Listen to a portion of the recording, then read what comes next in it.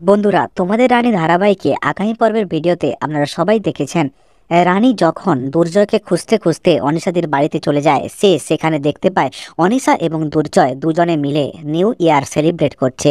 হ্যাঁ বন্ধুরা, এবং সে অনিশাদির কাছ থেকে অনেক কিছু শোনে ও অনেক কিছু সেখানে দেখতে পায়। এরপরে রানী সেখানে থাকার মতো অবস্থায় ছিল না। সে নিরুতমকে নিয়ে বাড়িতে চলে আসে, কিন্তু বাড়িতে আসার সময় হঠাৎ করে তার শরীর খারাপ হয় এবং তার সঙ্গে ডক্টর চ্যাটার্জি ছিল বলেই সে সুস্থ হয়ে বাড়ি ফিরতে পেরেছে। হ্যাঁ বন্ধুরা, সে রানীকে বাড়ি পর্যন্ত নিয়ে এসেছে এবং বাড়িতে এসে সে তার ট্রিটমেন্টও করেছে।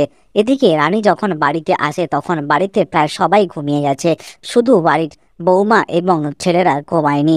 এবং এসে তারা সবাই জানতে চায় যে দুর্জয় কোথায়, কিন্তু সে কোনো উত্তর দিতে পারেনি। সে বলে দুর্জয় এখন যে জায়গায় আছে সে জায়গার কাজ হয়ে গেলে সে ফিরে আসবে, কিন্তু সে কাউকে কিচ্ছু বলেনি অনিশা এবং দুর্জয়ের ব্যাপারটা। হ্যাঁ বন্ধুরা, ঠিকই শুনছেন।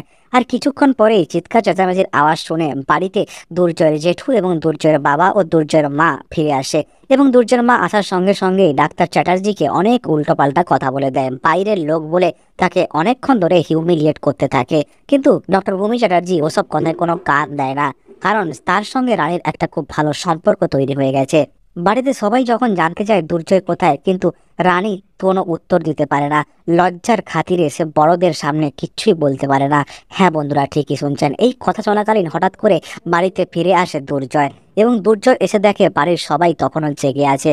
এবং দুর্জয়ের নামে রানী সবাইকে বলতে থাকে যে সে অনিশাদি এবং দুর্জয়কে একসঙ্গে একই ঘরে দেখেছে এবং তারা একই সঙ্গে রাত কাটাচ্ছিল। হ্যাঁ বন্ধুরা, এটা শোনার পর দুর্জয় খুব রেগে যায়, কারণ দুর্জয় জানতো যে সে কিছু করেনি, কিন্তু তার নামে ভুলভাল কথা বলা হচ্ছে। হ্যাঁ বন্ধুরা, এটা স্বাভাবিক, রানী যেটা দেখেছে সেটাই বলেছে। কিন্তু বাড়ির লোকেরা এটা বিশ্বাস করতে পারছিল না। কিন্তু দুর্জয় রেগে গিয়ে হঠাৎ করে একটা ফটো ফ্রেমে ঘুষি মারে এবং তার হাত কেটে গিয়ে রক্ত বেরোয়। এরপর রানীকে সবাই মিলে বকাবকি করতে থাকে, তার জন্যই নাকি দুর্জয়ের আজকে এই অবস্থা হয়েছে। হ্যাঁ বন্ধুরা, ঠিকই শুনছেন।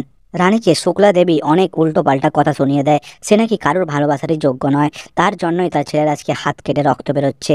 এই কথা শোনার পর রানী গিয়ে দরজা বন্ধ করে শুয়ে পড়ে। আর এদিকে দুর্জয় গিয়ে দরজায় ধাক্কা মারতে থাকে। সে বলে যে দরজা খুলতে, সে কি একা বাইরে বা দাঁড়িয়ে থাকবে কিনা। সে তাকে নিয়ে অনেক ভাবতে থাকে এবং তার প্রতি সে অনেক দয়া দেখাতে থাকে। বলে দরজাটা খোলো, এই মুহূর্তে তোমার এইরকম হওয়া উচিত নয়।